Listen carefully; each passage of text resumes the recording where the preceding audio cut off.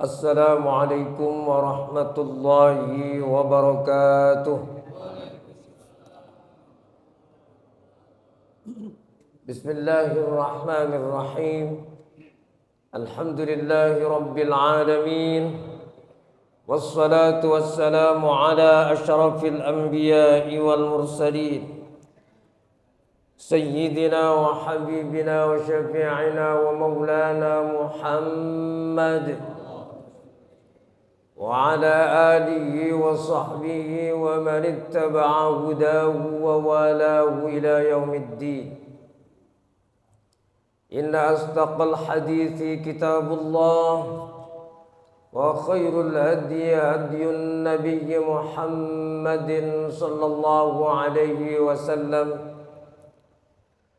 سبحانك لا علم لنا إلا ما علمتنا إنك أنت العليم الحكيم. رب اشرح لي صدري ويسر لي أمري واحلل عقدة من لساني يفقه قولي. أما بعد، Hadaratul ulama wal asatidz muhtaramin, para ulama, para asatidz, guru-guru kita yang saya hormati dan sama-sama kita muliakan, jamaah majelis ta'lim kuliah subuh, Subulus Salam, Seng-Seng Sawah dan sekitarnya yang saya hormati, dan semoga kita semua senantiasa dirahmati dan dimuliakan oleh Allah Subhanahu wa taala. Alhamdulillah, Allah Subhanahu wa taala anugerahkan berbagai macam nikmat yang tak terhingga kepada kita semua. Allah gerakkan, Allah berikan semangat kepada kita untuk hadir di tempat yang sangat mulia. Semoga kemuliaan majelis ta'lim, majelis zikir ini akan menjadikan kita semua sebagai hamba Allah yang mulia di sisi Allah Subhanahu wa taala, mulia di dunia maupun mulia di akhirat nanti. Amin ya rabbal alamin. Jamaah rahimakumullah, kita masih di dalam kajian kitab Al-Ghunyah li Talibi Tariqil Haqqi Azza wa Jal oleh Syekh Abdul Qadir Al-Jilani. Beliau menjelaskan 7 hal yang menjadi landasan, menjadi dasar tariqat. Yang pertama adalah al-mujahadah, yang kedua tawakal, yang ketiga adalah husnul khuluq atau akhlak yang baik, yang keempat adalah syukur, yang kelima sabar, yang keenam adalah ridha, dan yang ketujuh adalah sidq atau jujur. Sampai kita pada pembahasan tentang sabar pada pagi hari ini. Bismillahirrahmanirrahim. Qala al-musannifu rahimahullahu ta'ala wa nafa'ana bi'ulumihi fid dharain amin. Faslun wa amma as-sabru فالأصل فيه قول الله عز وجل أعوذ بالله من الشيطان الرجيم بسم الله الرحمن الرحيم يا أيها الذين آمنوا اصبروا وصابروا ورابطوا واتقوا الله لعلكم تفلحون.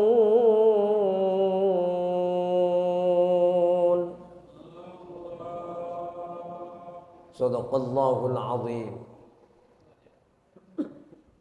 Dasar atau landasan pembahasan tentang sabar dalam kitab Al-Ghunyah ini oleh Syekh Abdul Qadir Al-Jilani mengawalinya dengan firman Allah Subhanahu wa taala di dalam surat Ali Imran. Ayat yang terakhir Allah Subhanahu wa taala menjelaskan kepada kita, wahai orang-orang yang beriman, sabarlah kamu dan berusaha untuk sabar dan tetap sabar dalam segala hal. Allah Subhanahu wa taala mengulanginya kata itu dengan 3 kali di sini dengan kalimat yang berbeda, dengan segot yang berbeda. Isbiru, sabiru, kemudian rabitu.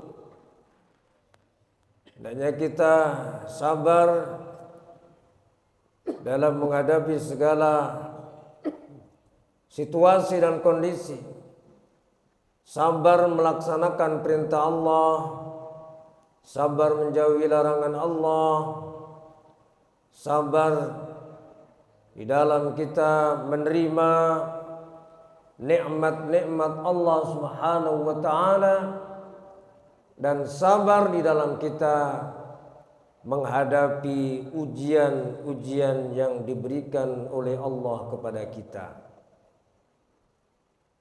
Wa qawlu azza wa jal, kemudian diakhiri dengan perintah supaya kita tetap bertakwa kepada Allah Subhanahu wa taala. Wattaqullaha, dan secara umum kita diperintahkan untuk bertakwa yang mencakup semuanya. Agar apa? La'allakum tuflihun, agar kita berbahagia, agar kamu semua mencapai kebahagiaan. Wa qawluhu azza wa jal, wasbir wa ma sabruka illa billah, dan sabarlah, dan kita dan kamu tidak akan bisa sabar kecuali atas pertolongan Allah Subhanahu wa taala. Kita bisa melakukan sabar dalam segala hal tadi, sabar melaksanakan perintah Allah, sabar menjauhi larangan Allah, sabar menerima nikmat Allah, dan sabar menghadapi ujian-ujian dari Allah. Bisa sabar dalam hal itu semua atas pertolongan Allah Subhanahu wa taala. Wa ma sabruka illa billah.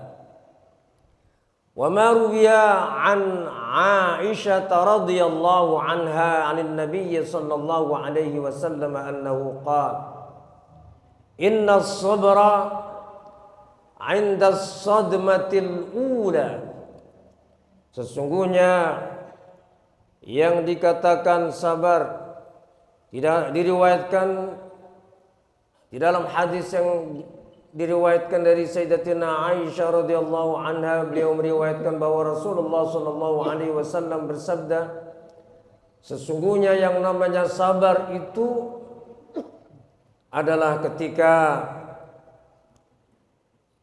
tatapan yang pertama atau ketika kejadian pertama kali kemudian kita langsung sabar, itulah yang disebut dengan sabar. Ketika kita mendapatkan musibah kemudian kita langsung sabar, itulah sebetulnya yang dinamakan sabar yang sebenarnya. Jadi bukan nanti setelah mendapatkan nasihat baru kemudian sabar. Wa ma ruwiya anna rajulan qala ya Rasulullah dhahaba mali wa saqmu jismi,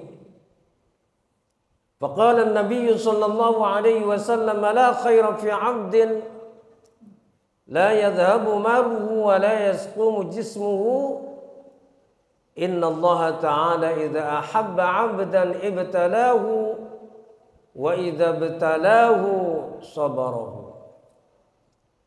Diriwayatkan di dalam sebuah hadis bahwa ada seseorang berkata atau ia menyatakan kepada Rasulullah sallallahu alaihi wasallam, "Ya Rasulullah, telah habis hartaku dan telah hilang juga penyakit badanku, wasaqmu jismi." Faqala an-nabiy sallallahu alaihi wasallam, Rasulullah sallallahu alaihi wasallam bersabda, tidak ada kebaikan bagi hamba, tidak ada kebaikan di dalam seorang hamba yang walaupun sudah habis hartanya dan tidak sakit badannya. Karena sesungguhnya yang namanya kebaikan itu Allah Subhanahu wa taala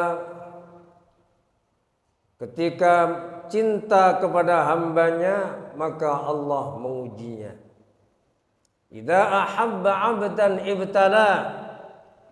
Ketika Allah cinta kepada kita, maka kita diujinya oleh Allah Subhanahu wa taala. Semakin tinggi derajat yang kita ingin raih, maka semakin tinggi ujiannya. Di dalam hadis yang lain disebutkan bahwa orang yang paling berat ujiannya adalah para nabi. Kemudian di bawahnya al-anbiya, tsummal amsal, tsummal amsal. Jadi nabi adalah hamba Allah yang paling berat ujiannya. Bukan berarti ketika beliau sudah mencapai derajat kenabian, kemudian tinggal duduk di singgasana kursi, menikmati nikmatnya pangkat kenabian, bukan. Tetapi semakin berat ujiannya, diuji oleh Allah Subhanahu wa taala, dan itu sebagai tanda cintanya Allah kepada hambanya. Idza ahabba 'abdan ibtala wa idza ibtalahu sabbarahu. Dan ketika Allah menguji kepada hambanya dan hamba itu tahan diuji oleh Allah, sabbarahu, maka Allah menjadikan hambanya itu sabar. Tanda-tanda bahwa hamba itu lulus ujian, maka diberikan kesabaran oleh Allah Subhanahu wa taala. Wa marwiya 'an an-nabiy sallallahu alaihi wasallam annahu qala, "Inna ar-rajula la takuna lahu darajatu 'inda Allah 'azza wa jalla la yablughuha bi'amalihi hatta yubtala bibala'in fi jismihi fayablughuha bidzalik." Diriwayatkan dalam sebuah hadis bahwa Rasulullah sallallahu alaihi wasallam bersabda,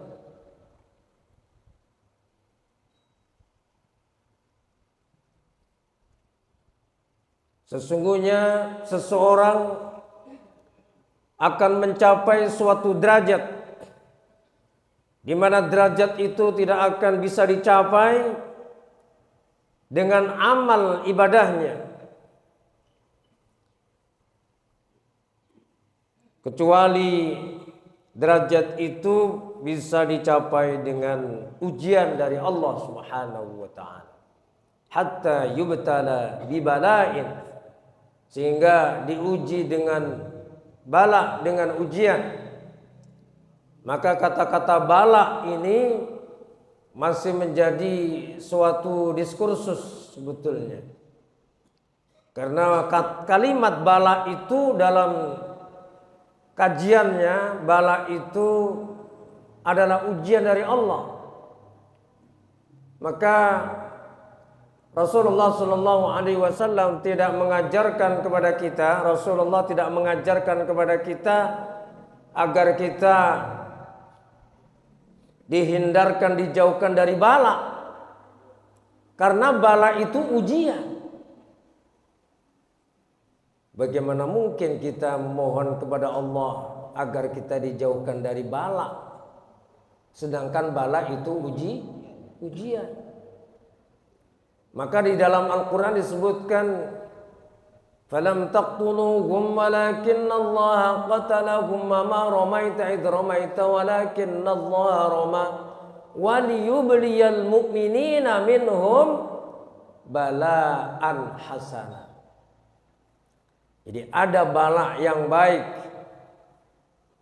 Maka kita sama-sama pikirkan, betul nggak kalau kita berdoa Allahumma dfa'annal bala? Kalau Rasulullah mengajarkan Allahumma inna na'udzubika min jahdil bala, bukan Allahumma inna na'udzubika minal bala, tetapi Rasulullah mengajarkan kepada kita Allahumma inna na'udzubika min jahdil bala.